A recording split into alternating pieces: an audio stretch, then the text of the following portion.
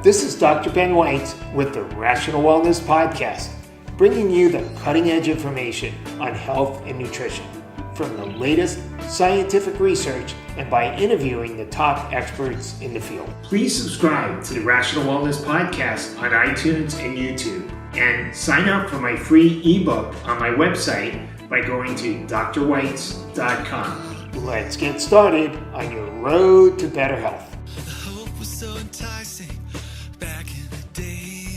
Hello, Rational Wellness Podcasters. Thank you so much for joining me again today.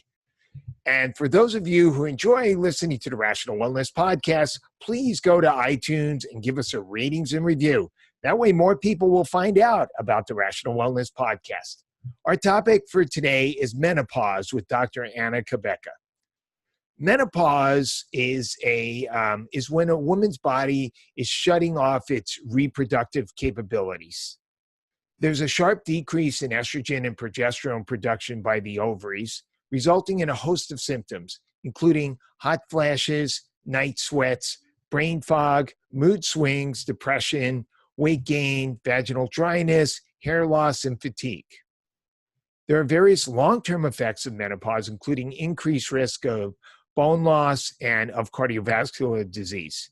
Testosterone and DHEA hormones also decline, though not as precipitously as estrogen and progesterone. Today, my goal is to bring clarity to some of these issues.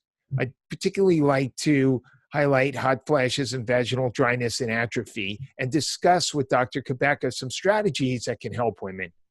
Dr. Anna Cabeca is a triple certified OBGYN in integrative medicine, in anti-aging and regenerative medicine, as well as an expert in functional medicine, menopause, and women's sexual health.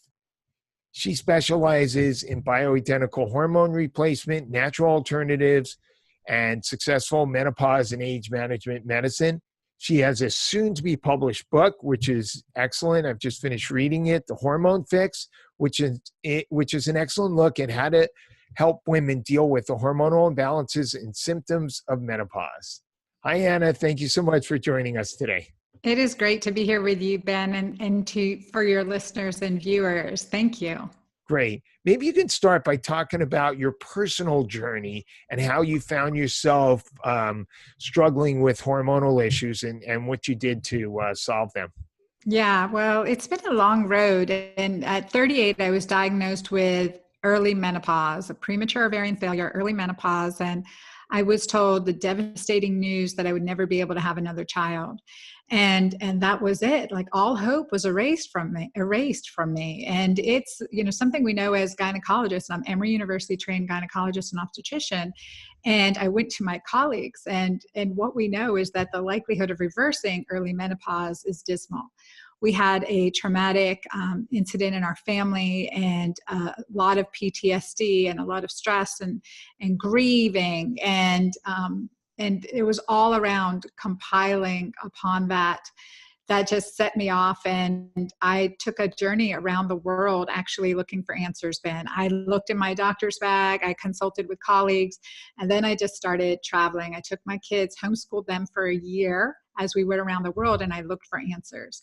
So as a result of that and functional medicine and integrating that as well into my own life and the life of my family, lo and behold, at age 41, I conceived a healthy baby girl, and that's Ava Marie. So, grateful to God and grateful to medicine and world medicine to have healed me on that journey. And pretty much all was well till age 48. So for a decade, approximately, all was well. And then I experienced what so many women experience. And that is my clients would come in, and you hear this too. It's like, Dr. Anna, I'm gaining 5, 10, 20 pounds and I'm not doing anything different, right? You hear that all the time. Sure. And I was like, sure, you're not. You're more sedentary, not going outside as much, less active, whatever it is. And lo and behold, that happened to me, 5, 10, 20 pounds. And I'd already lost 90 pounds in that journey and, working to restore my health. And so anyone who's lost a lot of weight, kept it off, when they see the scale uncontrollably rising, fear grips us. And not only that, I had a tremendous amount of hair loss. I was balding all the way, past the crown of almost the crown of my head. And it was terrifying.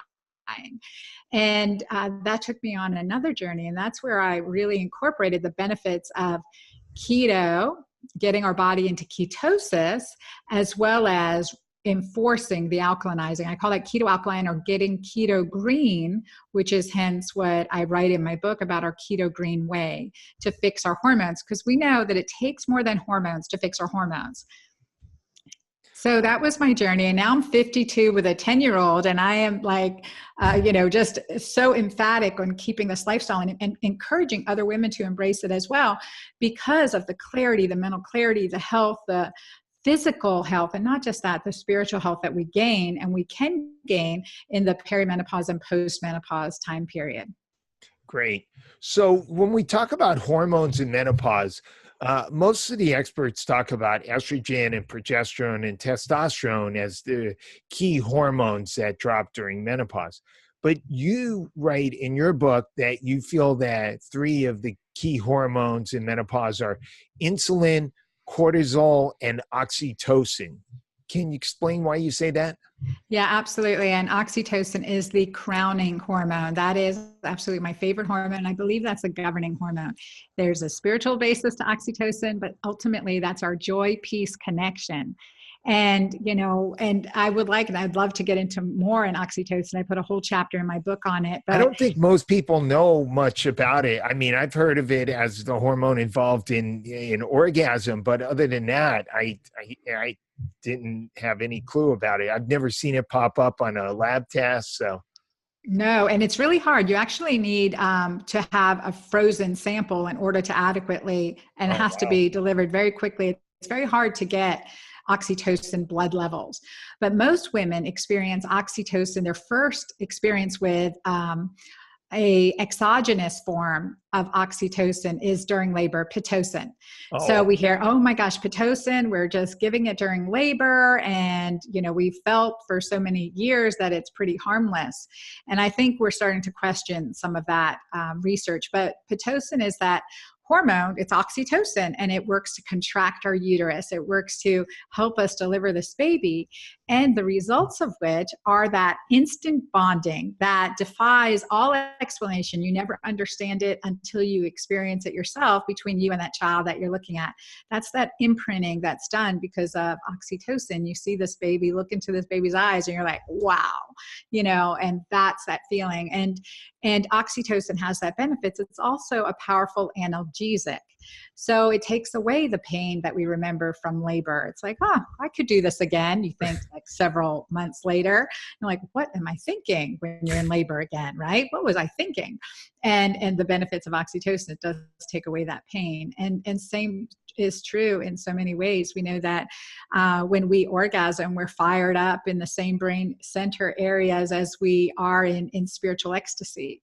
And so there's powerful connection, powerful spiritual growth that we can experience too with oxytocin, but it is that hormone of love, bonding, and connection. So from hugging, laughing, playing, giving, having pets, healthy, happy laughter in your life and in your relationships can all stimulate oxytocin. And that is, and one thing that's really important to know, what I learned from not just the everyday stress of running a family, wearing many hats like so many women, I was running a family, running a business, managing a practice, being a wife, all of those things. So the everyday stresses, let alone post-traumatic stress, create this dysfunctional adrenal rhythm, and we can get into a state of chronic high cortisol pushing down oxytocin to this chronic low cortisol and chronically low oxytocin.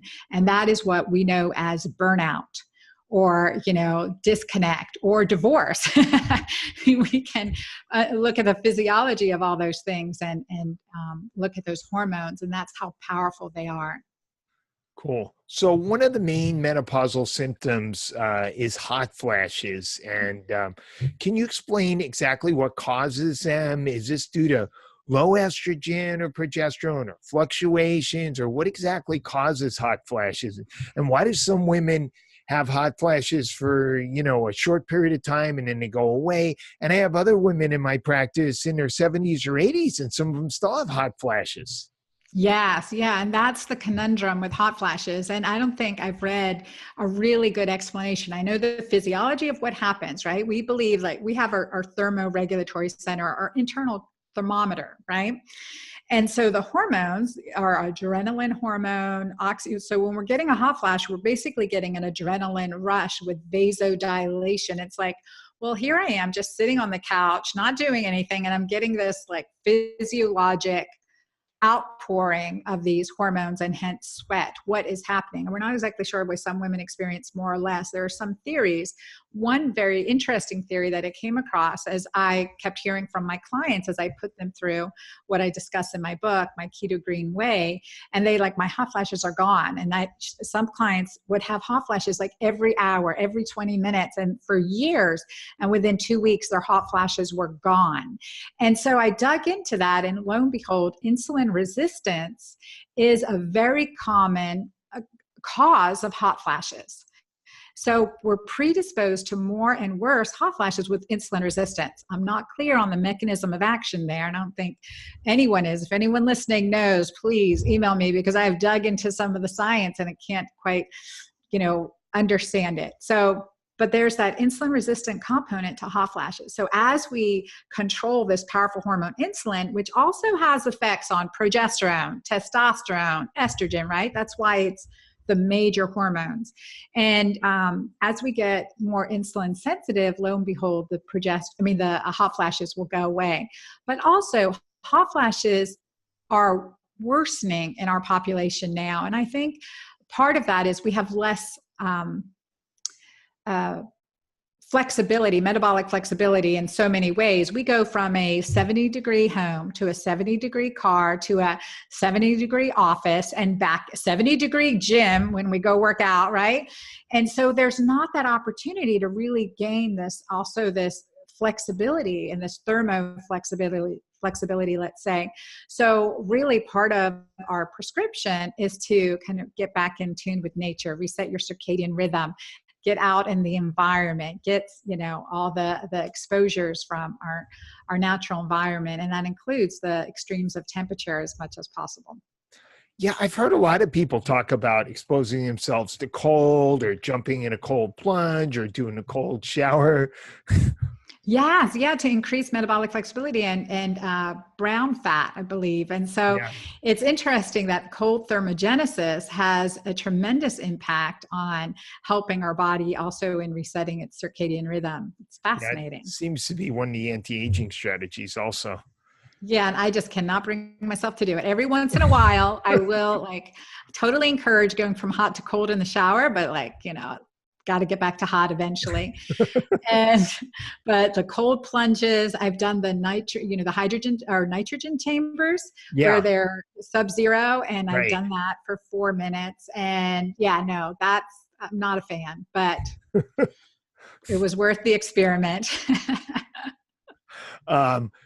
So you've written in your book that elevated cortisol levels result in reduced levels of some of the other hormones like DHEA, estrogen, progesterone, testosterone. What does cortisol have to do with these other hormones? Yeah, well, one of the things is that, cortisol is derived from progesterone and pregnenolone. Okay. So again, two of our mother hormones. And when we are producing cortisol, the hormones that are further down on that pathway, such as DHEA and our reproductive hormones, estrogen and testosterone, are diminished. We're like, this is just like a traffic jam, right? All the traffic's going in this direction. There's very little coming down these roads. And that's what's happening essentially when we're under a state of chronic stress and we're producing cortisol. So we need to be conscientious of that, and resetting our cortisol balance is it has to be done through lifestyle. And one of the things that I always say then is that diets fail because it's a 4-letter word with the word die in it, so don't love that. And yet 99% of diets fail, and the predominant reason is because it's probably, in my estimate, about only 25% of what we eat.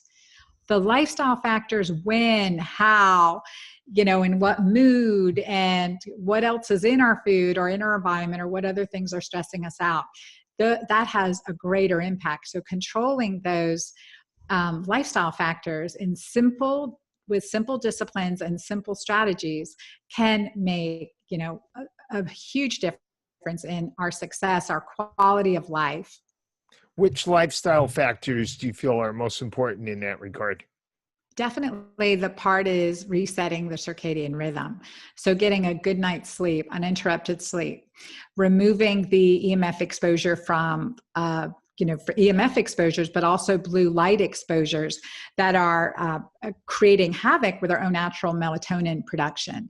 And that, again, an important hormone for... And blue light is staring at computer screens and phones and things like that. So do you recommend blue light blocking glasses or? I do. When you're at a computer screen, we should all be wearing blue light blocking glasses. So I have my glasses here on my counter, and I'll wear them when I'm working at the computer as well as looking at my phone. But definitely also just turning it off and going to good old fashioned paper after sunset is key. And getting sunrises and sunsets that in our eyes, not with glasses or contact lenses as a filter in between, but pure sunrises and sunsets to help us reset our rhythm. Yeah, I was at an anti-aging conference and Dave Asprey was talking about using red light bulbs in your home at night. Yes, yeah.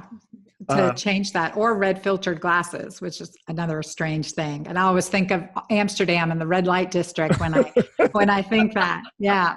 There you go. So you write a lot about diet and for help with menopausal symptoms. So specifically, you talk about your keto green diet. Can you talk about that and why that helps with menopausal symptoms? Yeah, it's really essential. There's a few things. Definitely, we want to improve our urinary pH. We want to improve the mineral-rich food. So diet is a component of that, and lifestyle is a component of that. Hence the greens. Low carbohydrate, dark leafy greens, and cruciferous vegetables are essential on our plates every single day. And it's not enough to guess, okay, I'm getting enough greens. It's important to check our urinary pH. And I'm a real big advocate of this.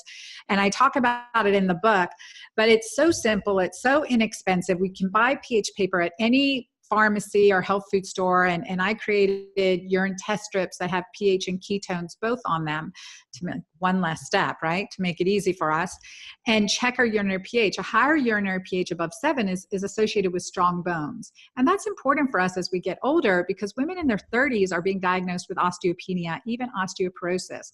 Well, again, we have to get these minerals into our body and we have to nourish our body to be able to detox the harmful chemicals we're exposed to on a daily basis as well. So urinary pH, the higher the better, 7 or better. And I have clients check that so they can start to discern what works for them. And it's a very personalized program as you figure out, oh, this works for me, this doesn't work for me, or this is helping me and this isn't helping me. And it sometimes takes time to figure that out, but that discovery process is brilliant and enlightening. And now I've had thousands of women in my online programs do this and find quite amount of joy doing it and discovery and weight loss and improvement in menopausal symptoms. So that's key, that alkalinizing healthy bones, decrease our risk of diabetes, heart disease, metabolic syndrome, and the list goes on. The second part, ketosis. As our estrogen levels start to decline, so our brain uses glucose for fuel as a rule, or ketones for fuel. Well, when women are going through menopause, they're getting brain fog, memory loss, and the immediate fear is dementia, being unable to take care of themselves as they grow older, being a burden to their families. And so we start to kind of live this fear-based profile, not realizing it's physiology. So glucose utilization in the brain is an estrogen-dependent process. So naturally, as our levels are declining, we should have some mental fog or something. No big surprise. So let's conquer it. Ketones are the optimal fuel source in the brain. It's not estrogen-dependent. So as we learn to burn fat for fuel, we get this higher clarity. Brain fog gets lifted. I hear so many patients tell me, Dr. Anna, my brain fog is gone. And just that kind of getting your edge back. So getting into ketosis and getting alkaline at the same time, that combination, which I call keto green, is empowering. It helps with diminishing the hot flashes, helping with some stubborn weight gain or difficult weight loss, helps with, just the healthy metabolism and feeling healthy. It's one thing, we want to all look good, but it's even better to feel good at the same time. So that's what we really push. And we see that combination really empower, and a lot of factors in ketosis. There's components of the ketogenic diet that I like and that I don't like. So in my program, I describe that, and we really want to work in getting into that state of ketosis. So intermittent fasting, which has been shown to decrease our risk of breast cancer, as well as no more snacking. Women hate it when I say that because they've been told to graze and 3 meals, 3 snacks. I'm like, where in earth did we ever get that, right? So that causes a tremendous amount of insulin resistance and worse symptoms. So we want to eliminate that snacking. Yeah, it's funny how the functional medicine world has kind of gone through this major change, because for years, we were concerned about trying to help people manage their blood sugar. And that's one of the reasons for the small meals, every 3 hours to try to keep your blood sugar even. The worst thing you could do is skip breakfast. And now the functional medicine world has come around and said, hey, we just came up with something. The way to be healthy is to skip breakfast and have long periods of time between when you eat. So it's kind of funny how we've complete circle. Everybody's fat because they miss breakfast and they have too long a period of time between eating. Now everybody's too fat because they eat too often and they need to skip breakfast and have long periods of time between eating. So it's like the pendulum swings, right, Ben? It's like always, like, where's it swinging next? Well, I think the big thing is that one thing that I recognize is men can skip breakfast. This is one of the differences in the sexes that I found out. Men can do more carnivorous keto. Women, we can't. And we need to really eat by 10 a.m. for hormone stabilization. And that's just traditionally how we've been designed while the men were out hunting, say, right? So in 10,000 years, supposedly our genes haven't changed.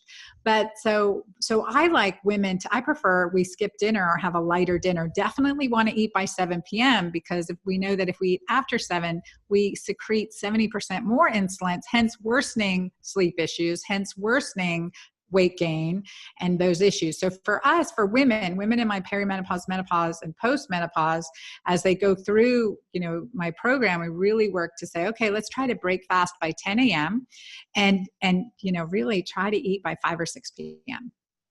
Maybe it's my feminine side, but I'm with you on that. I feel so good after a good breakfast and I get ready to go.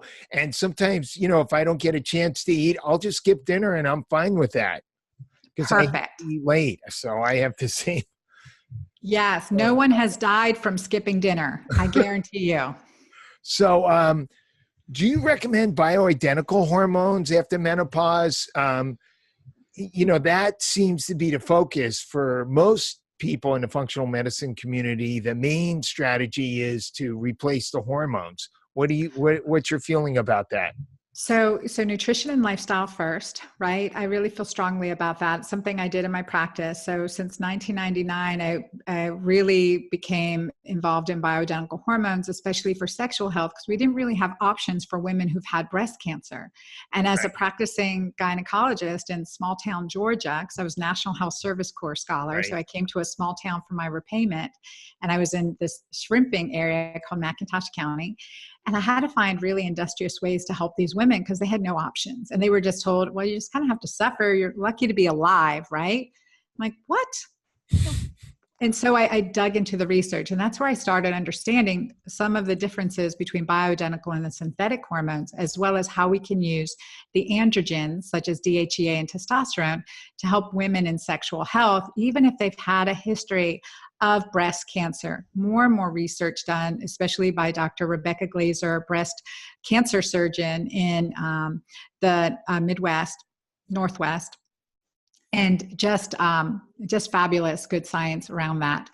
And now over the last 10 years with the research looking at DHEA vaginally. So Ben, one of the things is that as we get older, the natural hormone decline, like hot flashes will eventually stop for the most part, with few exceptions. But vaginal atrophy changes, pelvic floor relaxation, incontinence issues tend to get worse. And again, incontinence is one of the reasons why caregivers put their beloved into a nursing home. And look, I have 4 daughters, like I'm 52 with a 10-year-old and was 53 with a 10-year-old. So I've got to keep that mental clarity. And I definitely don't want to give any of them an extra excuse to tuck me away in a nursing home. So pelvic floor health is a passion of mine. And that's where I really went to create some natural solutions using bioidenticals through, and that's what I teach physicians on when I lecture, writing prescriptions for bioidentical testosterone, DHEA, progesterone, and estrogen when needed, as well as a combination either by itself or individually, or to use topically or vaginally, preferably in clients as we're getting older, to help that. And that's one of the reasons I created Julva, which is my natural anti-aging cream for the vulva, to help with those changes, the dryness, the accidental leaks when we cough and sneeze, and just really improve the quality of the health of that tissue, because that's just compromising. We stop exercising because of it. We stop having sex because of it. We have discomfort, pain, and feel that our, body's betraying us in so many ways because of it. So the first choice is always bioidentical.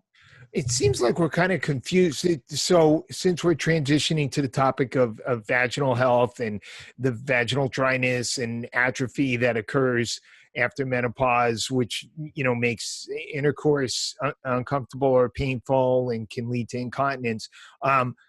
It's interesting that, that estrogen can be effective, but testosterone can be effective, DHEA. I mean, there seems to be some confusion about this. What's the story? I mean, what's the key for vaginal health? Is it all those hormones? How can testosterone work as well as estrogen or DHEA? It's maybe we just need to know a lot more about it, but. Yeah. So this is the issue, that's come about with our pharmaceuticals, right? We know that estrogen works to help regain moisture, vaginal moisture, but it works on the top layers. And we're talking about vaginal estrogen. All of these, anything inserted vaginally is by prescription. So vaginal estrogens, for instance, that helps the mucosal layer, the top layer of the vagina.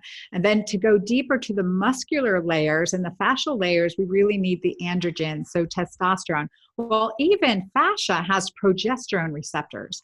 So many women are using progesterone creams, but they don't think, well, let me apply it down my body. And I always tell clients, from the clitoris to the anus, apply your hormone creams there. And that's very beneficial.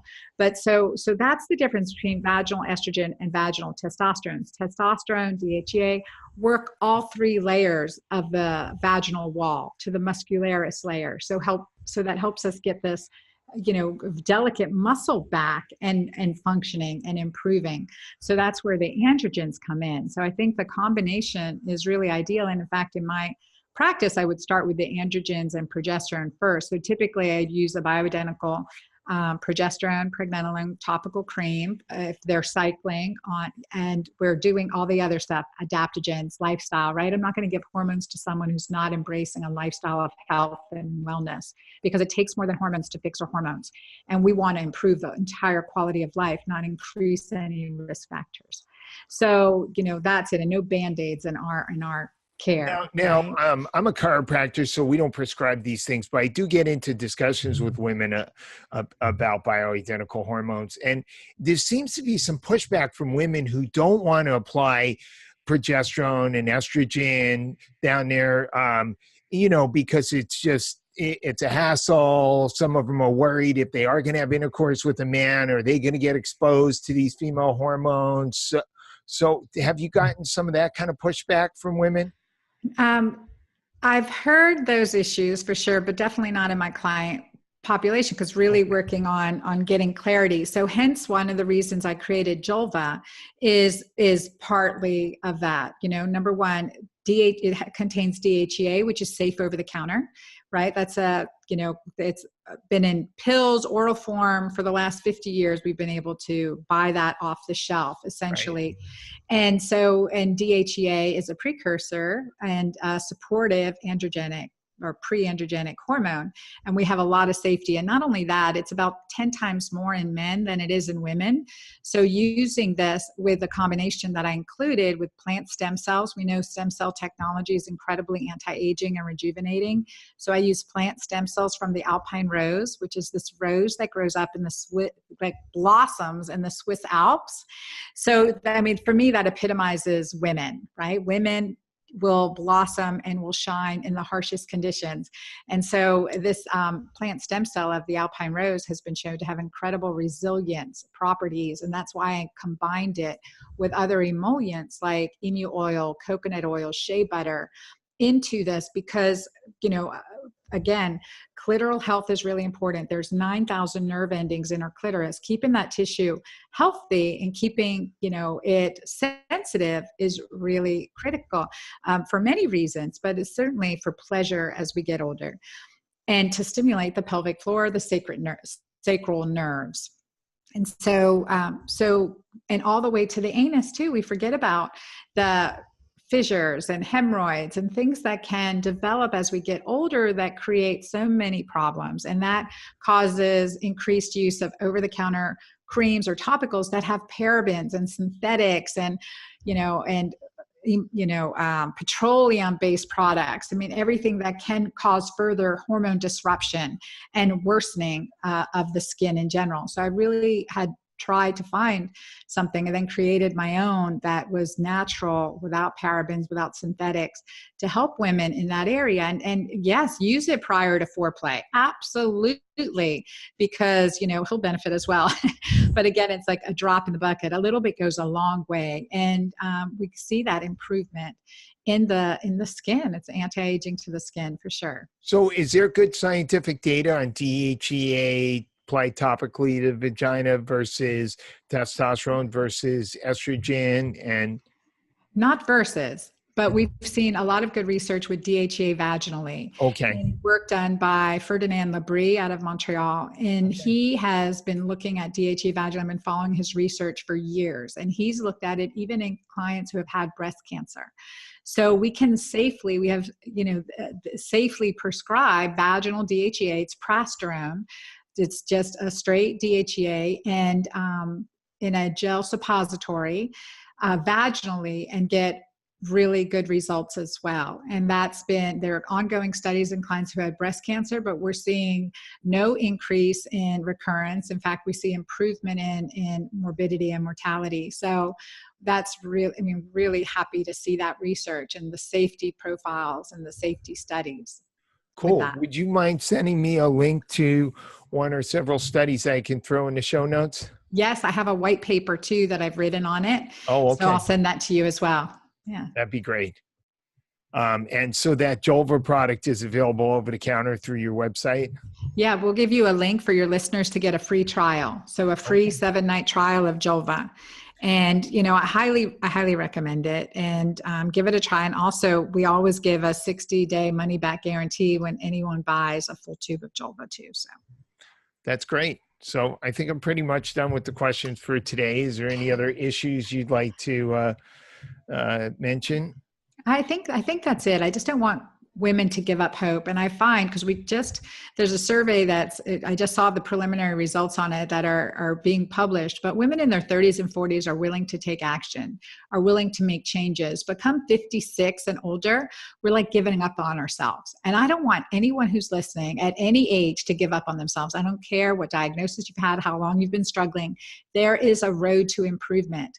And I want to encourage you. I was told again, 38, never have another child, right? And living proof that can totally reverse many of the physical changes that go on. But even more than that, to keep looking for that, that trust in your inner calling and your inner voice. And in my book, The Hormone Fix, I really strive to give you that power to, with no barrier, to be able to make easy, disciplined, strategic changes that will impact the power, the quality of your life forever. So I encourage you, would love to offer your listeners a sneak peek into my book, and I'll give you that link as well.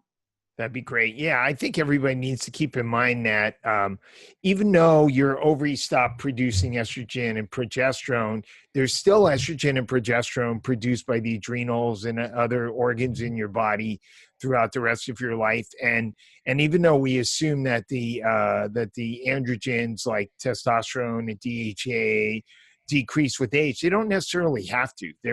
We're not programmed for that to happen. So I think if you can keep yourself healthy and do some of the things you talk about in your book, there doesn't have to be this huge drop off in those hormones.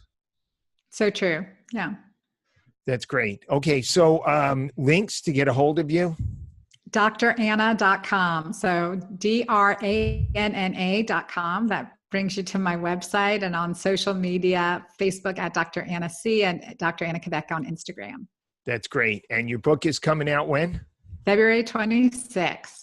The Hormone Fix, February 26th. And can we pre-order it now? Yeah, it's available on anywhere books are sold. So Barnes & Nobles, Amazon. Yeah. Cool. That'd be great. Excellent. Thank you so much, Anna. Thank you for having me.